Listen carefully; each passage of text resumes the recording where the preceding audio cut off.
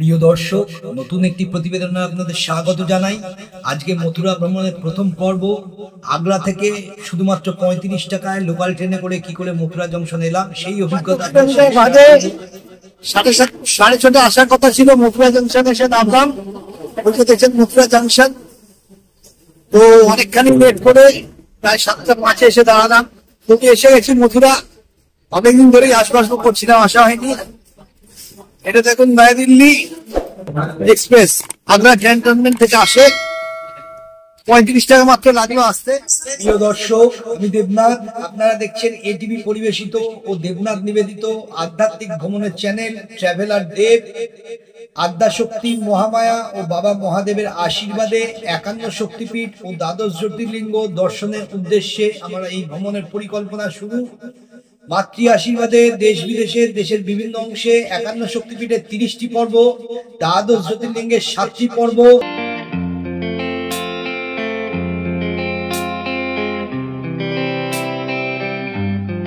অনেক সিদ্ধ সাধন পীঠ, জাগ্রত জীবন্ত কালী ক্ষেত্র, প্রাচীন ঐতিহাসিক শৈব ক্ষেত্র, ঋষি ও মহর্ষিদের সাধন স্থল, দুর্গম ভয়ঙ্কর পাহাড়ে ট্রেকিং করে তার অভিজ্ঞতা ও ইতিহাস, শ্রী রাধা কৃষ্ণের জন্মস্থান, পাঠশালা লীলাক্ষেত্র, দ্বারকানগরী, শ্রীকৃষ্ণের মৃত্যু স্থান, শ্রী রামজি ও সীতামার জন্মস্থান, রাজপ্রাসাদ, বিবাহ মণ্ডপ, সমস্ত কিছু নিয়ে প্রতিবেদন প্রকাশ করেছি চ্যানেলের প্লেলিস্টে আলাদা ফোল্ডারে। দর্শকরা আপনাদের সুযোগ মতো প্রত্যেকটি ভিডিও দেখুন, আত্মীয় বন্ধু প্রতিবেশী সবার সাথে শেয়ার করে দেখার সুযোগ করে।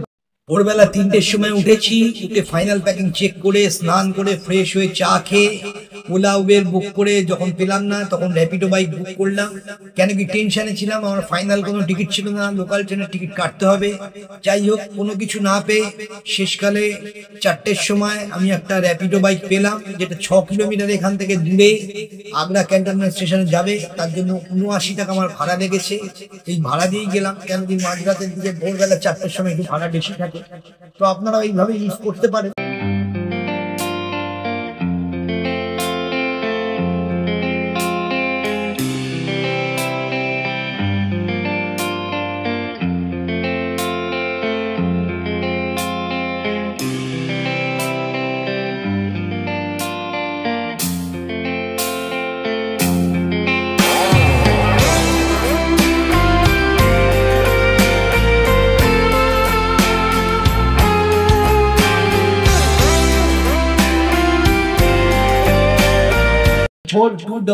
New Delhi intercity express.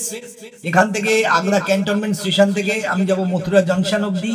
এই ট্রেনেই আপনারা সরাসরি দিল্লি অবধি পৌঁছে যেতে পারবেন। এটা নিউ দিল্লি অবধি যাচ্ছে। আসুন জেনে নিই এই ট্রেন কটার সময় ছাড়ে এবং কখন পৌঁছায়। আগ্রা ক্যান্টনমেন্ট থেকে ভোরবেলা 5:30 ছাড়ে। সেকেন্ড স্টেশন হচ্ছে রাজা কি মন্ডি, এটা 4 কিলোমিটার দূরে, 5:38 পৌঁছানোর কথা। 3 নম্বর হল্ট হচ্ছে দীন দয়াল ধাম, যেটা 32 কিলোমিটার দূরে, 5:59 পৌঁছাবে। তারপর হচ্ছে 4 নম্বরে মথুরা জংশন, 53 কিলোমিটার দূরে, 6:30 পৌঁছানোর কথা। যাই হোক, এই ট্রেনে করেই আমি মথুরা জংশনে এলাম। চিন্তা ছিল সেকেন্ড এসি পাইনি, রিজার্ভেশন হয়নি, কিভাবে যাবো। 6:30 আসার কথা ছিল, মথুরা জংশন এসে নামলাম। দেখছেন মথুরা জংশন, তো অনেকখানি লেট করে প্রায় 7:05 এসে দাঁড়ালাম। তুমি এসে গেছি মথুরা। অনেকদিন ধরেই আশপাশ করছিলাম, আসা হয়নি। এটা দেখুন নয়া দিল্লি এক্সপ্রেস আগ্রা ক্যান্টনমেন্ট থেকে আসে। 35 টাকা মাত্র লাগলো আসতে। কাল থেকে তো কোনো ট্রেনে পাচ্ছিলাম না, টেনশন ছিল কি করবো, কিভাবে আসবো। তো এসে গেছি এখন। যাই হোক, এখন আগে চেষ্টা করি কিভাবে যাওয়া যায়। এখান থেকে যেতে বৃন্দাবন, ওখানে লিফট রয়েছে, দেখি লিফটে করে যাবো। কেন উঠতে পারছি না, এত কোমরে ব্যথা। 7:09 বাজে এখন, 7:05 নেমেছি। এই লিফট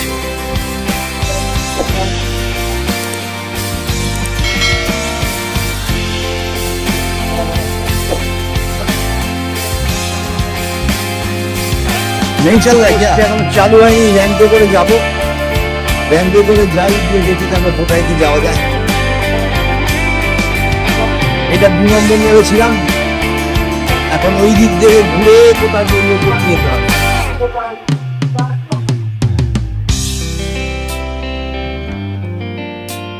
উঠলাম এই ওপরে, আবার কোন দিকে যাবো? আবার বাঁ দিকে অথবা ডান দিক?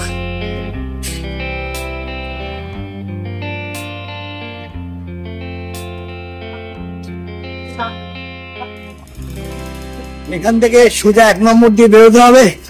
কত ঘোরাবে ভাই! Inconvenience caused to the passengers is regretted. Mathura station থেকে নেমেই আমি র্যাপিডো বাইক বুক করলাম বৃন্দাবনে একটা আশ্রমে থাকার জন্য। এই সমস্যা প্রায়ই হয়, আপনাদের বলছি সেই সমস্যা। তো এখান থেকে দূরত্ব 13.2 কিলোমিটার। র্যাপিডোতে ভাড়া দেখালো আমার 100 টাকা। যাই হোক, সেই বাইক করে যাচ্ছি। এবারে আসুন সেই সমস্যার কথা বলি। আমরা নতুন জায়গায় গেলে অনেক সময় হোটেল বা ট্যুর কিছু ঠিক মতো থাকার ব্যবস্থা করতে পারি না। তো আমি পথে বেরিয়ে গিয়ে এরকম সমস্যার সম্মুখীন হই। তো প্রথম দিন যাই হোক, ট্রেনে একজন দাদার সাথে আলাপ হয়েছিল, গুরুজির সাথে, তিনি এটা দিয়েছিলেন, সেখানে গেছিলাম। কিন্তু যাই হোক, সেই জায়গা অত্যন্ত খুব ভালো ছিল না, পরিষ্কার ছিল না, সেটা আমি রেকমেন্ড করবো না। আমি এই 4 দিনের মথুরা ট্রিপে, বৃন্দাবন ট্রিপে দুটো ভালো জায়গা খুঁজে বার করেছি, যেখানে একটা তো খুবই ভালো জায়গা, যেখানে আপনারা থাকতে পারবেন। তো যারা দেখছেন তারা সেখানে যোগাযোগ করতে পারেন। এটা কোনো বিজনেস প্রমোশন নয়, আমার ব্যক্তিগত অভিজ্ঞতা। আমি বিভিন্ন জায়গায় যে যাই, বিভিন্ন সমস্যার সম্মুখীন হই হোটেল কিছু নিয়ে, কিন্তু আমি সেখানে যেগুলো ভালো দেখি, সুবিধাজনক, তো সেখানে সেইগুলো আপনাদের জানাই। তো আমার ভিডিও দেখে আপনারা যদি যান, সেই তথ্য থাকবে এখানে সমস্ত কিছু।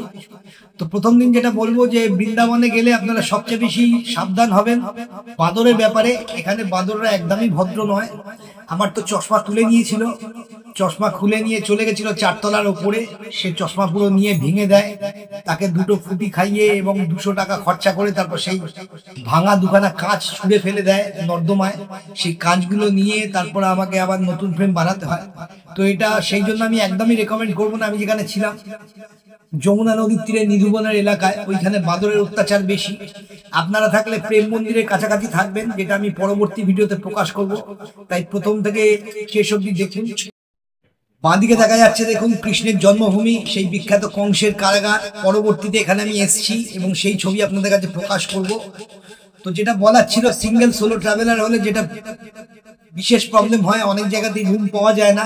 আমি সিঙ্গেল সোলো ট্রাভেল করি, আর বাজেট ট্রাভেলও করি বটে, কেন কি আমাকে মাঝে মাঝেই বেরোতে হয়। তো আমার মতো সিঙ্গেল সোলো ট্রাভেলার যারা আছেন, তারা সরকারি কোনো ডরমেটরি পেলে সেটাই ফার্স্ট চেষ্টা করবেন। সেখানে গিয়ে প্রথম দিন উঠে নিয়ে তারপর নিজেরা খুঁজে নিলে অনেক ভালো হোটেল পাবেন, তাতে সুবিধা হবে। তো এবারের পরিক্রমায় আমি দেখেছি, তো প্রথম দিন আমার 500 টাকা গেল, কিন্তু থেকে একদমই সুবিধা হয়নি। এবারে আসুন জেনে নিন যে বৃন্দাবনে আপনারা কি কি দেখতে পারেন। বৃন্দাবনে দেখার জন্য হাজার হাজার মন্দির রয়েছে। তবে বিখ্যাত কিছু মন্দির আমি বলি, যেগুলো আমি দর্শন করেছি। পরবর্তী পর্বে আপনাদের কাছে প্রচার করব।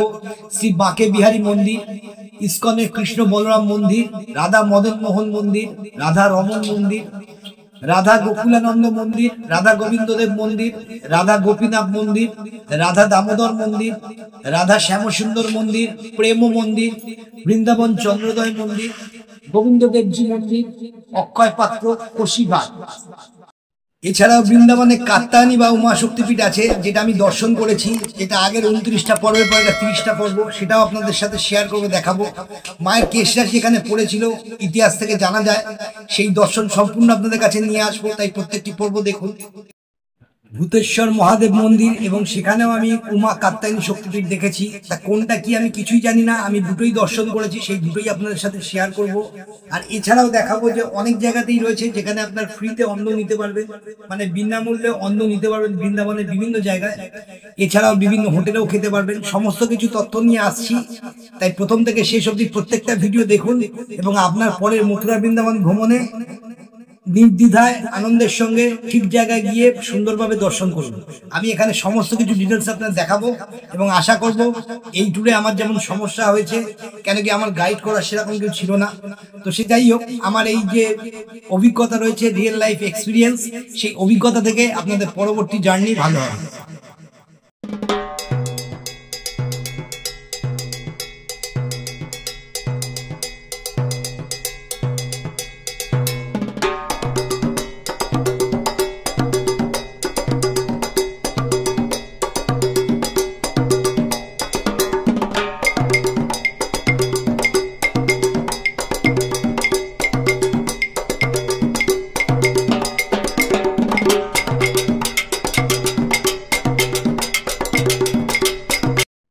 মথুরা স্টেশন থেকে বৃন্দাবন যাওয়ার পথে রাস্তার মাঝখানে বাঁ হাতে কিছুটা এগিয়ে 4-5 কিলোমিটার বাদেই পাবেন আপনারা বিড়লা মন্দির। দেখুন আমাদের বাঁ দিকে দেখা যাচ্ছে বিড়লা মন্দির এবং এর উল্টো দিকেই রয়েছে বিড়লা ধর্মশালা। আপনারা ফ্যামিলি নিয়ে গেলে বা গ্রুপ করে গেলে এখানে থাকার ব্যবস্থা করতে পারেন, এখানে থাকার ব্যবস্থা ভালো। এর আগে আমরা অযোধ্যায় গেছিলাম, গিয়ে সেখানে থাকার ব্যবস্থা দেখেছিলাম ভালো, তবে অনলাইন বুক করবেন না, কেন কি অনলাইন খুব ফ্রড হয় বিড়লার নামে। সেই জন্য যদি আপনারা গ্রুপে যান তাহলে ওখানে গাড়ি থামিয়ে দেখে জিজ্ঞাসা করতে পারেন। এখানে থাকার ব্যবস্থা মোটামুটি পরিচ্ছন্ন হয়, আমার অযোধ্যার অভিজ্ঞতা থেকে বলছি। এই বিড়লা মন্দির ছাড়াও ওখানে রামকৃষ্ণ মিশন রয়েছে, ভারত সেবাশ্রম সংঘের অফিসও রয়েছে, সেগুলো আপনারা সুযোগ মতো যোগাযোগ করতে পারেন। রামকৃষ্ণ মিশনের সারা ভারতের পৃথিবীর সব জায়গাতেই অনলাইন বুকিং হয়। আপনারা সেক্ষেত্রে অনলাইন থেকে ইমেল সার্চ করে সেখানে মহারাজদের ইমেল পাঠাবেন, যদি ঘর অ্যাভেলেবেল থাকে আপনারা পাবেন।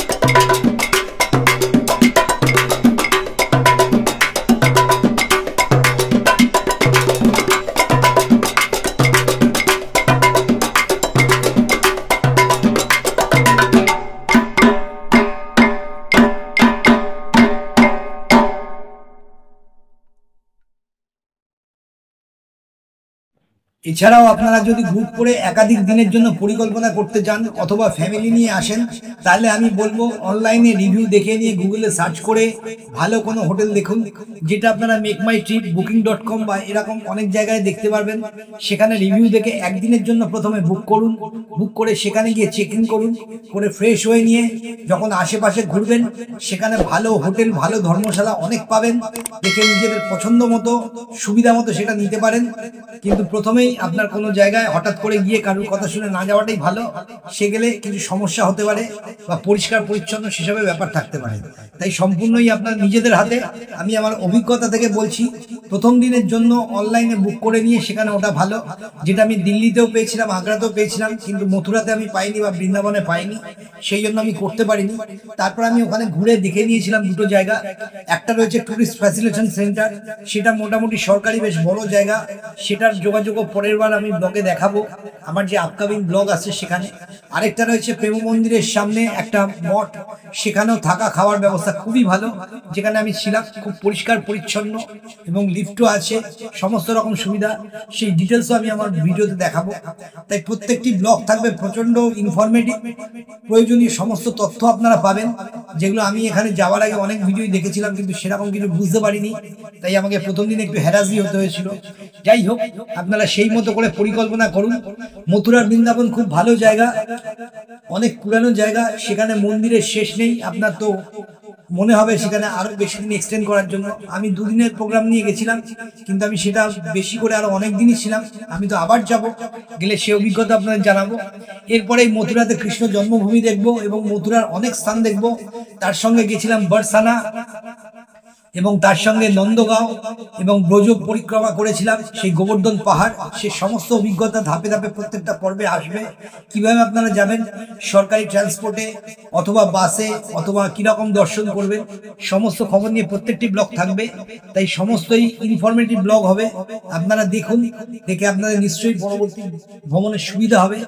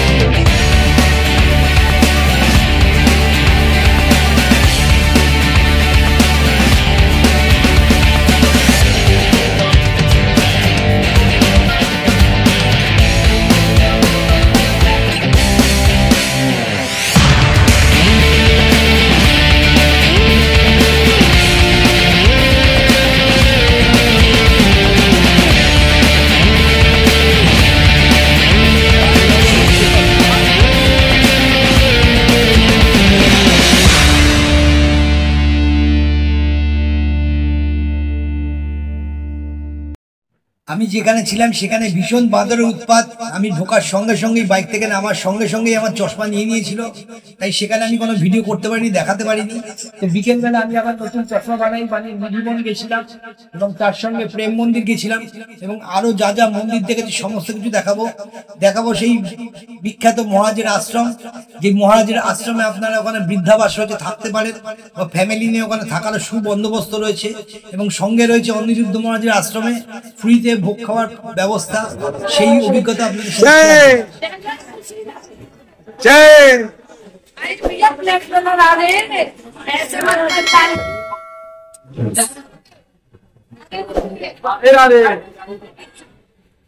রাধে রাধে।